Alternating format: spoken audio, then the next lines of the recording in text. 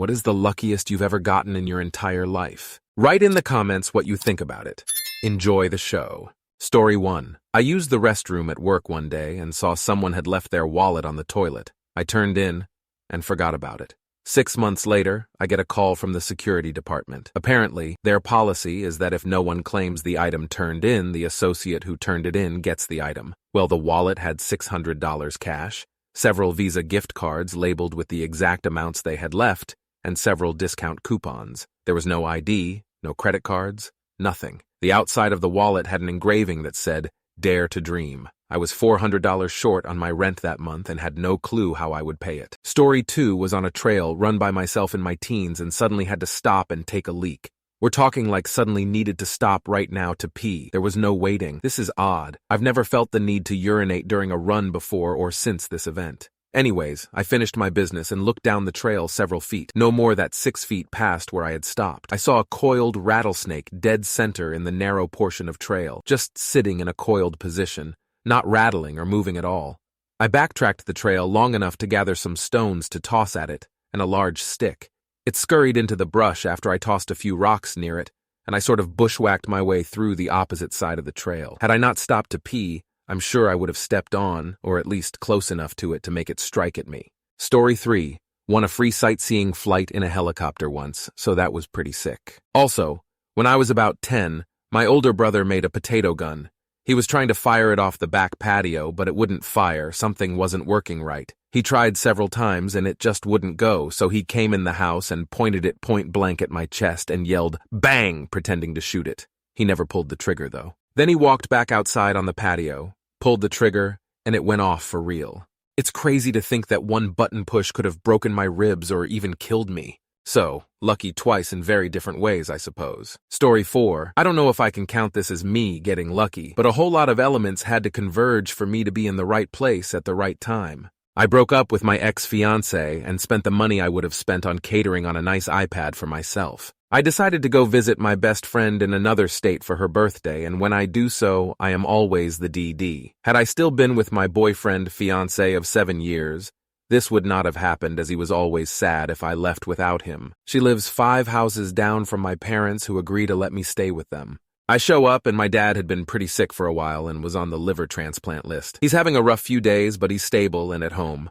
Best friend's birthday party is downtown and I get a call around 10:30 from my mom. My dad is doing so hot, so can I make sure to have my phone on just in case I need to come back for some reason?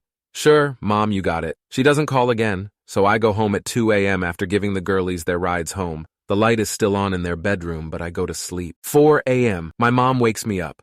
After 2 years of waiting, there's a possible liver for my dad. I'm stone cold sober as I had been the DD, so Mom gets me to help get Dad in the car. He's got high ammonia levels in his blood, so he's pretty much just a drunk chick. And Lord knows I've been dealing with those all night. Get him in the car. Marvel at the fact that I just happened to be there to help when my sister is on vacation. She also lives nearby and is usually the helper. 8 a.m. Get a call from my mom. They need his advance directive because someone at the hospital lost it. I have no idea how I'm going to get this to them until wham, I remember I can scan it into the iPad and email it from there. Dad's liver is a go. I stay a few extra days to help out. It's absolutely crazy how everything worked out. Story 5 was on vacation in NYC and decided to go for an evening 3-mi run from Lower Manhattan over the Brooklyn Bridge to BKN. I was carrying my wallet phone in my hands while I ran. When I finished the run, I stopped in a shop to grab something to drink and realized I lost my gas credit card. Not a huge deal, but annoying. On the walk back, I'm looking up how to cancel the card, and decided I could at least keep an eye out on the ground just in case. I got across the bridge, in a crowd of people walking in both directions, and dusk had definitely settled in, so I was using my phone flashlight to wave across the ground. In a small puddle on the sidewalk, my light caught a flash off of something, and I found the gas card laying halfway in the water. Story 6. I studied in Europe during the fall semester of my junior year of college. I'm American. Of course, I had to go to Oktoberfest. I had a place to stay Saturday night, but not Friday night. I went anyway, thinking I may get a place. I could have, for something that was about 25x more than I was willing to spend. So I dumped my pack in a Munich train station locker and just headed out to the festival. I basically embodied the cliché, no good story starts with someone ordering a salad, so I just decided to drink and see what the night had in store for me. Well, Things got hazy, and then black. And then I woke up on the floor of a hotel that was occupied by two other American girls who were studying at my school, but I didn't really know, and had also come down to Munich. I apparently ran into them. They learned of my predicament and let me sleep on the floor. What's notable about this was that I used their shower and helped myself to the free continental breakfast in the lobby, but more importantly was when we were talking and I asked them to explain how I got there, they said, "I didn't even think you were drunk last night." Story 7. I was driving down the interstate and I hit black ice. I suddenly was doing circles across 3 lanes. I started sliding back to the original land I was in. I realized I was on an overpass and panicked thinking I'd go over the rail. But when I hit it, it bumped me into the 2nd lane overpass. When I was circling before I hit the rail, I remembered 2 semis were down a ways coming my way. All of a sudden, I thought about them, and then I could feel them, and I knew they were right there. I neared down and closed my eyes. I thought of my husband, my kids, and I waited. I thought that the semi had knocked me. I felt the gust. Anyway, the semis pulled over, and the semi driver next to him said that you couldn't have put air between us. It was so close. I guess that was luck. Story 8. I was getting divorced as a 27-year-old guy and was trying to get back into the dating life and was not doing well. I had a lot of insecurities and issues my ex left behind I was dealing with, and I'm generally a shy person when it comes to dating anyway. I decided to throw a bit of money at Match.com to give that a shot. I was low on funds, so didn't want to do any more than the minimum membership. I ended up forgetting to cancel it before I got charged again, and was stuck with paying for another round. Shortly after, I saw a girl had viewed my profile but didn't message or ping me. I messaged her to say hello and saw we had a lot in common. She said she didn't message me because she thought we lived further apart than we really did. We traded emails and chatted on the phone for a bit and eventually had our first date. Turns out she was also going through a crappy divorce and tried Match for the same reasons I did. She had only done the shortest trial membership too. We've been together for almost 16 years now, married for 14. We have 2 incredible kids and our dream house. All because I forgot to cancel a membership. Story 9. A friend and I had bought nosebleed tickets for a Taylor Swift concert years ago, the absolute highest seats possible, no one behind us. When we got to our gate, there was an employee handing out extra floor tickets available to those who wanted them. The mother and son in front of us couldn't decide if they wanted the tickets, so the tickets were offered to us. We went screaming all the way down to floor, and I got to shake Taylor's hand when she walked through the crowd on the floor. Story 10. Stupidly, I left my MacBook Air on top of my car and drove off. Retraced my route over and over, but never found it. I logged into my Apple account, locked the device, and put a message with my phone number on it. 2 years go by, and a random number from 3 states away leaves me a voicemail. They have my laptop. My first thought was scam, but I called them back anyway. After a few minutes of conversation, in which he revealed to me that he worked security for a university and had found the laptop in the parking lot. He had the same model and booted it up.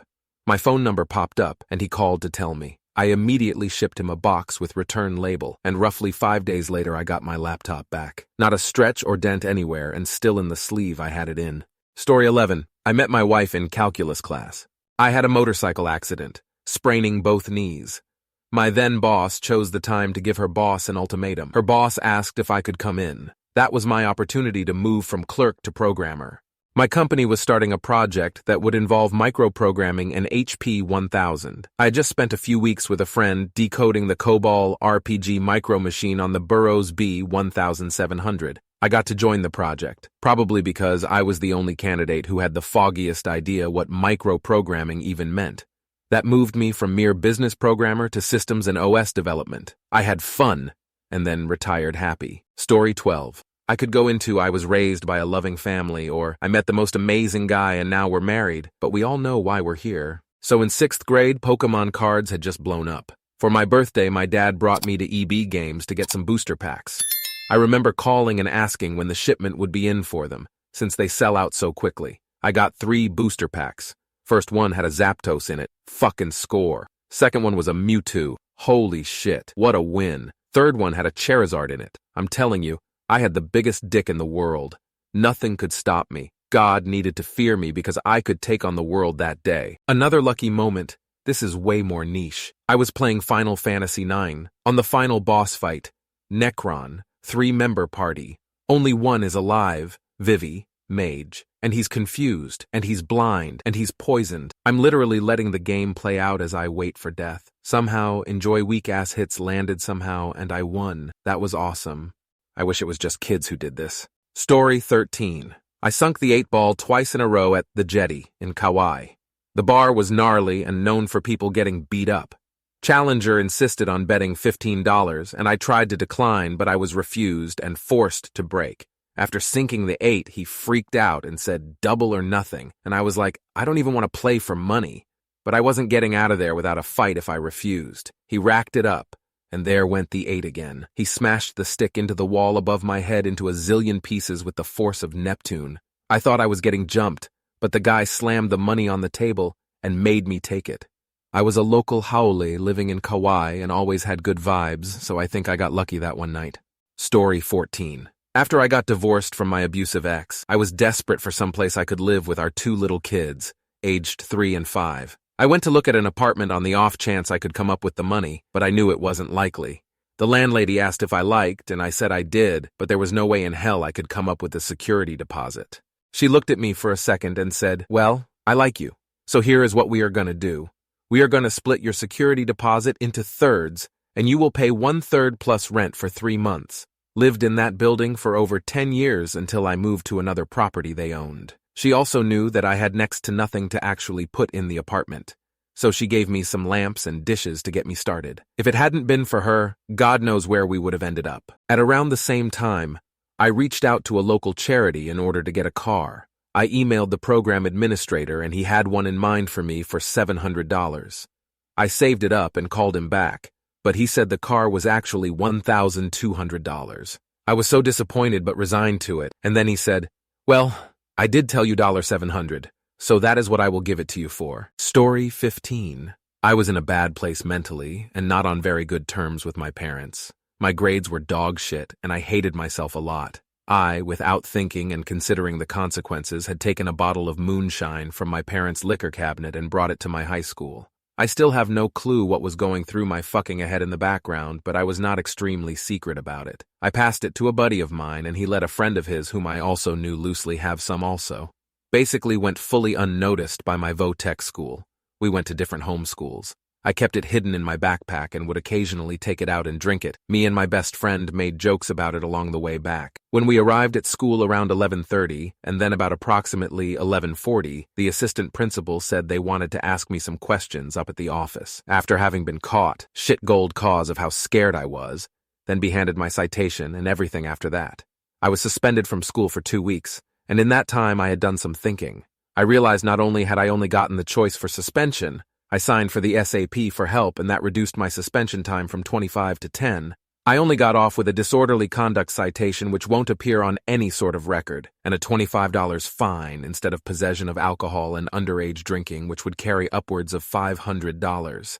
I got therapy from the SAP completely free all the way until the end of the school year and into the next school year. Through all this, I managed to pass all my classes and never got kicked out of Votech, and I'll be accepted next year. I had fallen out of faith with God, but after considering all that, it made me strongly believe again. Also, I found out later on what happened was the guy I loosely knew got caught at his sending school and immediately snitched not just on me, but a whole other bunch of people too. Needless to say, I, along with many other people, don't talk to him anymore, and he got kicked out of tech. Story 16. My wife and I were on the last flight out of Maui before the fires last year. We were on our honeymoon and staying literally right in the middle of where the worst of the fire hit. I remember the pilot urging people to hurry and board the plane because there were reports of hurricane-level winds blowing in, which caused the rapid spread of the fire, and he wanted to take off before the plane got grounded.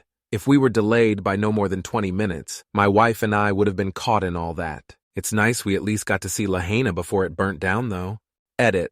One other one I was going to mention is I feel like my graduation year lucked out. I graduated college in 2018, right when school was really starting to get fucked for kids in general, and it has gotten so much worse since. I honestly feel like my class was the last normal class of students to enter the adult world before identity politics and COVID flipped the world upside down. Story 17. I really liked this guy. We had gone on a few dates and he invited me over to his house. His roommate had a dog, and we were sitting on his couch watching a movie, and he was throwing a big dog bone for the dog to fetch and bring back a few times while we were talking. He threw it pretty hard. It bounced off the floor, hit the wall, and hit me in the face. It hurt. I'm a girl. I was holding my face and started to tear up from pain and embarrassment. He laughed when it hit me instead of being like, "Oh my God, are you okay? I'm so sorry." So I was also pretty annoyed. I got my purse and left, and he followed me out apologizing, asking me to stay, but I left. About 20 minutes later, he FaceTimed me, and his house was full of cops. Apparently, his house had gotten shot up by some idiot teenagers driving through his neighborhood. When I left, he went upstairs to his bedroom to go to sleep, and they shot through the living room window where the couch was that we were sitting on. Story 18. Escaped death twice. First was when I was a kid, and I fell into a swiftly moving river. My brother's friend grabbed my hand and pulled me onto shore. Had he not, I would have been swept into a bunch of massive boulders just a few feet downstream. Second was when I was making a left turn onto an empty street, and my gut told me to take my foot off the gas. As I did that, a car that ran the red sped past me so close and so fast all that registered was the flash of a headlight. If I stayed on the throttle, it would have been a devastating crash for both vehicles. Story 19. My grandfather had a house on a local lake with a boat dock and such right behind the house. We went there often, hung out on the dock, grilled out, went for boat rides, and would come back and just swim around the dock. One summer day when I was like 8 years old, we were playing in my grandfather's basement, which he was building out and finishing. We were getting ready to go to the dock and play, but I ended up stepping on a piece of glass from a broken bulb in the basement, and it went pretty deep in my foot. This ended up causing all of us to sit upstairs while they tended to my foot and watched it for bleeding and such since the cut went so deep. I was fine, but we were all inside the house when we saw this huge flash of lightning and thunder that literally felt like an earthquake. We had no idea there was even thunderstorms coming. This was back in the 80s, so not like we had phones or anything to watch the weather, and my grandfather didn't have cable in his house ever. He had like one TV because he grew up without TV and didn't like having them all around. My dad went out on the back deck and he saw smoke coming from the boat dock. I remember my foot was wrapped up, but after the storm passed, we all walked down and the dock was smoldering where lighting had struck it. Most of the dock being metal with some pieces being wood, and the wood was splintered and destroyed in a big circle near the area we all sat when we swam. On the other side was one of my grandfather's cats, DEAD. As could be. It had been electrocuted when the dock was struck by lightning as it was trying to get out of the storm under the dock roof. Had we been down at the dock, I have no doubt we would have either been dead or severely injured. I remember my dad going, "That's the luckiest foot injury you'll ever have in your life." And my grandfather always said, "You have a lucky foot on you, kid." Thank you very much for watching. If you liked the video, like it. Be sure to write comments and share your stories.